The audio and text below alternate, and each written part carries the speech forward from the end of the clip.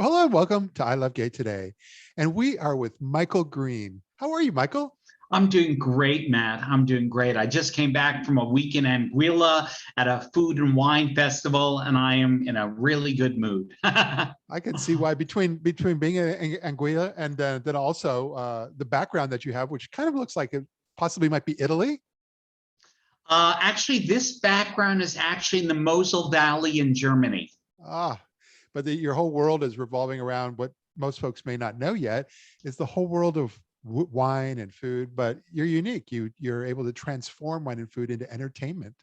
Well, I appreciate that. You know, my background really is in the performing arts. I went to the high school performing arts, the Fame School. And so, with a really strong theatrical background, when I entered the profession full time, I really wanted to create that intersection of wine, which can be very intimidating for many people, and make it really entertaining. And I'm very irreverent about it. And it's a lot of fun. Wow, that's unique, though. I mean, that really sets you apart. I don't know if I've really ever met anyone, especially you're an openly gay man. You're in the LGBT world, but that's never actually been at the forefront of what you do. So all this has kind of just been part of you. Yeah, you know, something that has been part of me. I started working in the wine trade, selling wine illegally at the age of 6.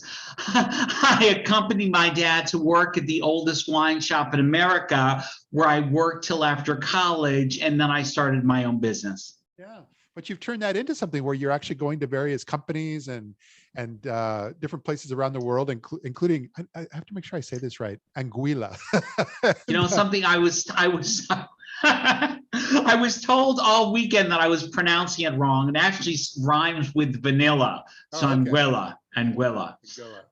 But I got it wrong a lot.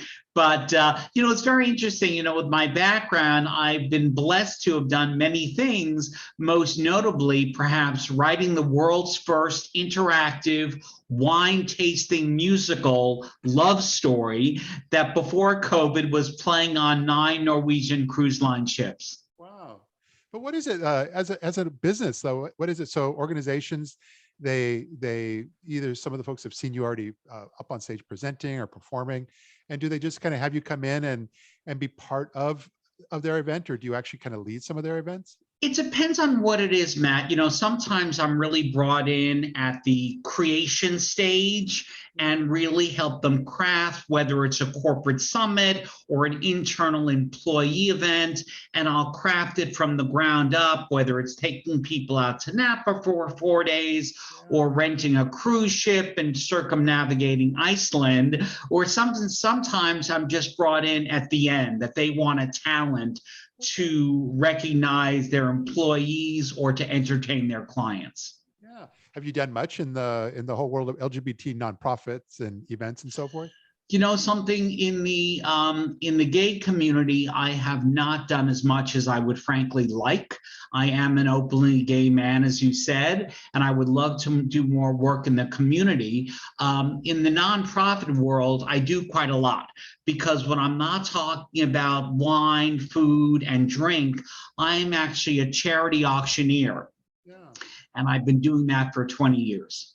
But it's that whole auctioneer and the auctioning world. You've really kind of put together a unique, for lack of a better word, value proposition for organizations to be able to bring you in and make it very cost effective for them.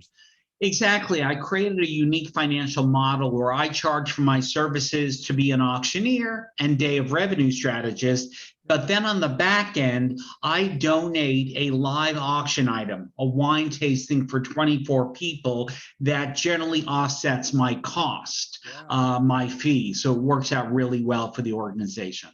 Yeah, I think that's incredible. That's brilliant, and and I'm Thank you. hoping that continues to open some doors. But Thank you. I appreciate that.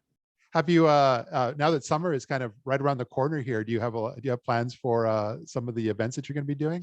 Well, a lot of the work that I do in the summer is with summer associate legal programs. So when these summer associates come over to the law firms, they really want to be on learning about the law. They want to be entertained. So they might take people out for dinner. They might take them to a baseball game. And I will come in, and whether it be doing a wine dinner or a wine tasting, I will do a lot of that. Yeah. And so that is how a lot of my summer is spent.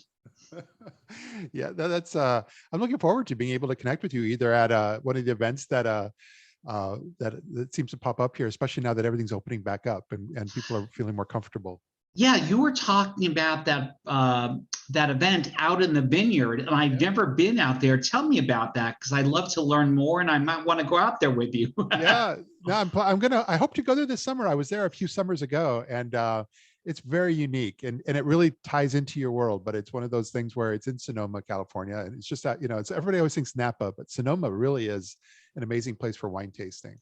And they put together this whole series of events, and culminating with kind of a tea dance at this at one of the chateau. I can't recall the exact name, but one of these wineries there that's famous, and it makes for a really great weekend and a great evening. Well, it sounds really nice. I mean, also to be in an area like a vineyard where you're tasting wine, enjoying food from that region where you are is very, very special. It really offers, beyond the taste, this psychological feeling that you are in a region and enjoying the abundance of riches of wine and food. Yeah, and actually more and more regions, they're thinking about it, but they haven't made that leap yet. So hopefully you might be able to help them. I know South Africa has been interested, and others like that. Yeah, I agree. And I think certain regions do it better when it comes to winery tourism. And I think what Sonoma and Napa or wine country are doing is really, it's the benchmark for other regions to follow. Yeah. My next trip on my drive up there, by the way, I plan to go to Paso Robles. That seems to be the new hotspot for wineries. It is a hotspot for wineries, and they, among other things, produce award-winning Zinfandel. I love the Zinfandels coming out of there.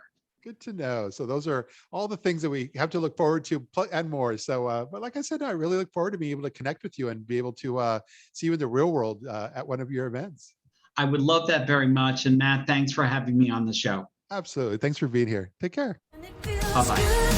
So good, coming back again.